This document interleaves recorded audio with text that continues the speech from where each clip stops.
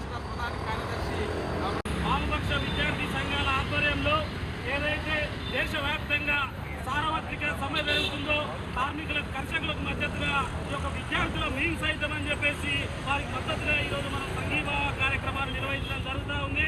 ప్రధాన సమ్మె జరుగుతూ ఉంది. ఈ సమ్మె ఎందుకు జరుగుతూ ఉందంటే రెండోసారి అధికారంలోకి వచ్చినటువంటి బీజేపీ ప్రభుత్వం నిండు కరోనా సమయంలో ఏదైతే వాళ్ళకు ఉన్నటువంటి అధికార బలంతో ఈ యొక్క అసెంబ్లీ పార్లమెంట్లో ఒక చట్టాన్ని తీసుకొచ్చి 29 చట్టాలు లేబర్ చట్టాలు జీవితాలను కూడా ప్రశ్నార్థకంగా మార్చేటువంటి ఒక స్థితి ఈరోజు కనపడతా ఉంది. ఎందుకంటే ఈరోజు 4 కోడ్లు రావడం వల్ల కార్మికులకు రావాల్సినటువంటి హక్కుల సంఘం కోల్పోయేటువంటి ఒక స్థితి ఈ యొక్క కోర్ట్స్ ద్వారా వచ్చింది.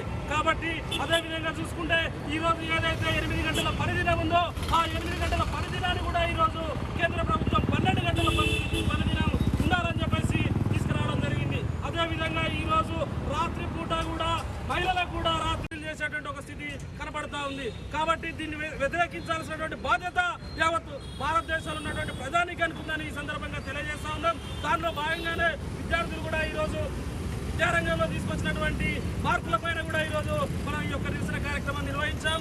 అదేవిధంగా ఈరోజు కేంద్ర ప్రభుత్వం ఉన్న బడ్జెట్ ప్రకటించినప్పుడు ఆ బడ్జెట్లో విద్యారంగానికి ఎంత కేటాయించిందో మనందరికీ తెలిసిన అంశమే.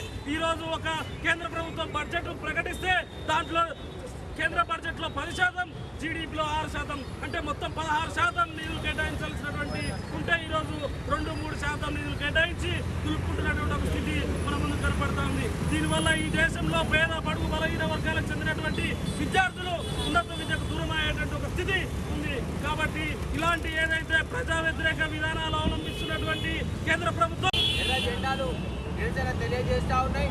అందులో భాగంగానే ఇవాళ సమ్మె చేయడం అనేది జరుగుతూ ఉంది.